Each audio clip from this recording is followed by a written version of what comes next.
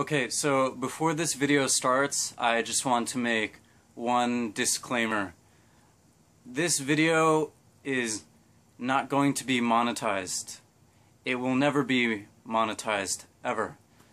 Not only because I believe it would be illegal to do so, it was posted in this museum that you cannot take photos or videos and use that to make a profit. But it's not just about that. Even if I had the ability to monetize this video, I wouldn't.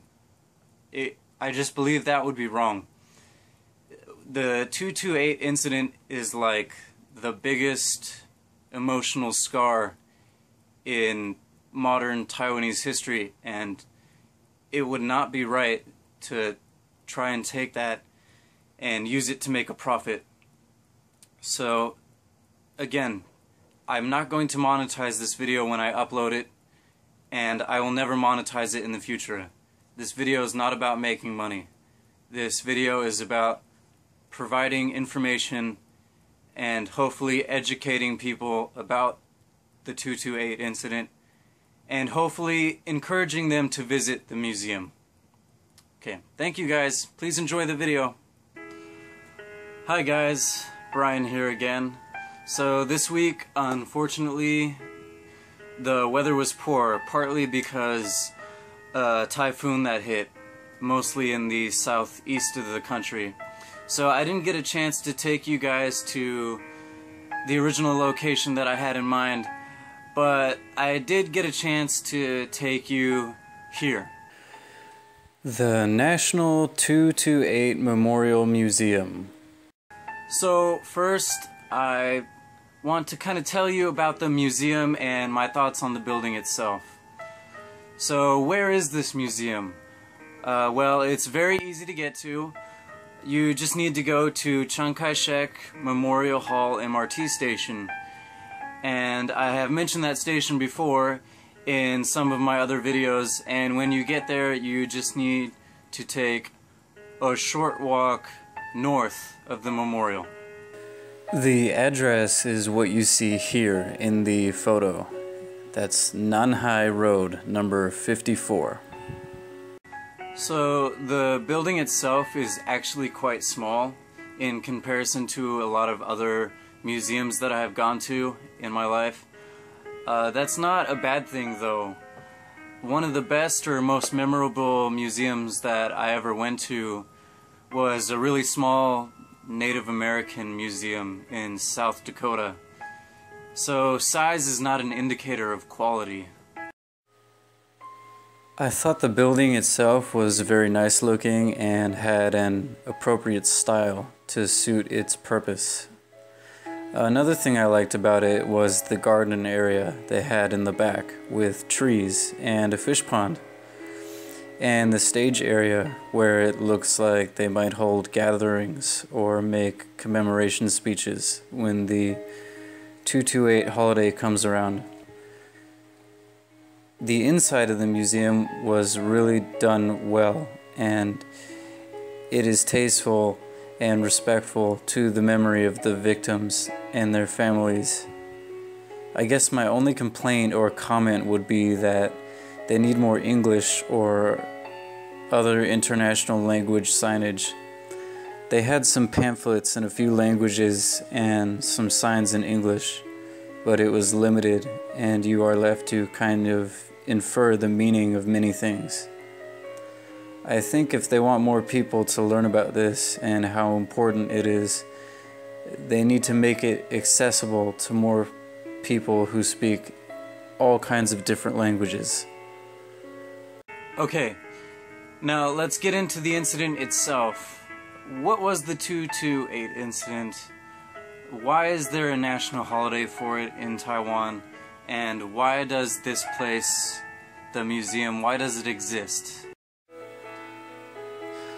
So if you watched my History of Taiwan video, you know that the KMT came to Taiwan after the Japanese lost in World War II and were forced to sign over the island.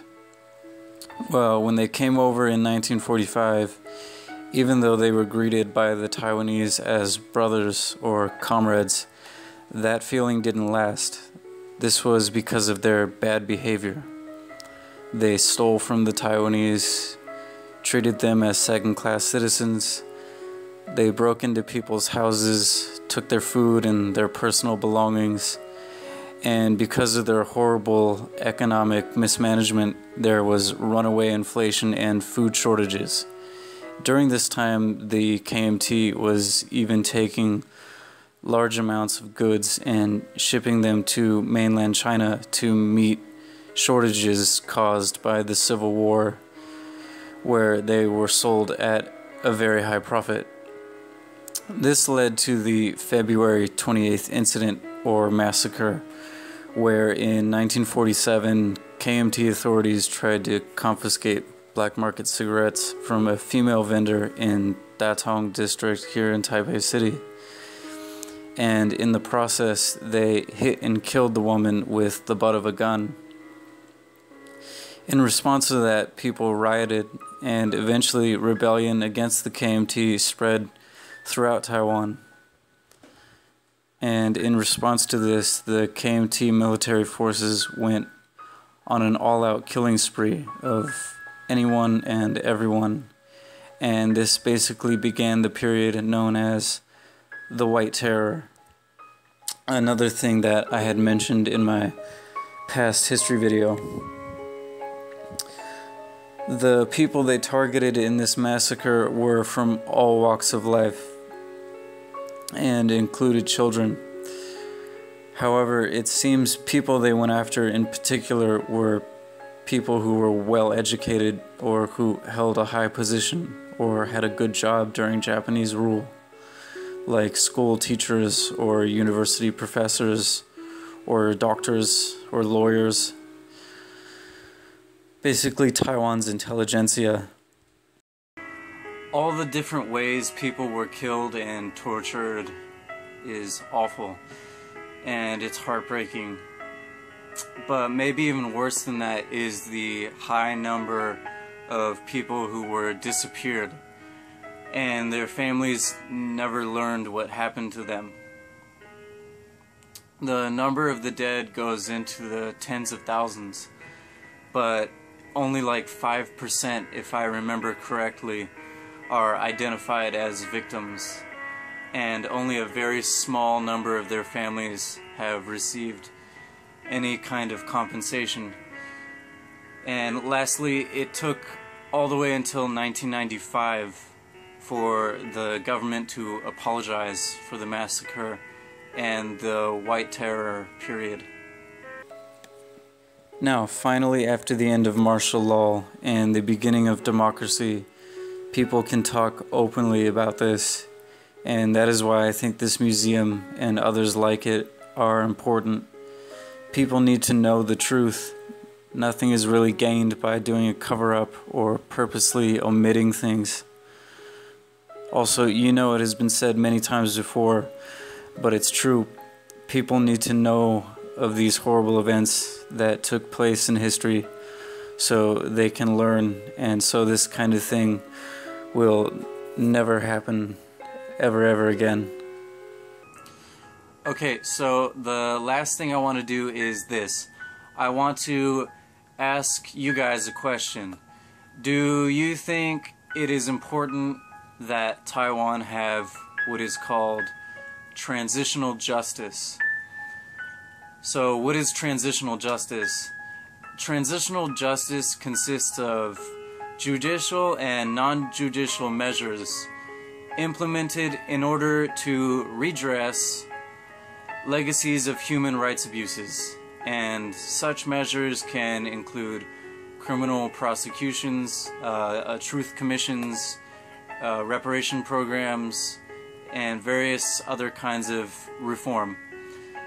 And transitional justice is usually enacted at a point of political transition from violence and repression to social stability, and it's part of society's desire to rebuild social trust and repair like a broken justice system and build a new democratic system of government. So Since Tsai was elected Taiwan's new president this year, she has made calls for transitional justice and to start this process. But some people are worried it might do more harm than good. That instead of bringing justice and truth, it will just make the KMT unwilling to work with the DPP in government. And some believe that it is not really about justice, but hurting the KMT and attacking people who identify as Chinese and who vote for the KMT. So again, I just want to know, do you think Taiwan needs transitional justice? Or do you think it is more trouble than it's worth? Let me know what you think in the comments below. And if you're in Taiwan, or if you ever visit Taiwan, please consider visiting this museum and learning about this important piece of history. Thanks guys. Bye bye.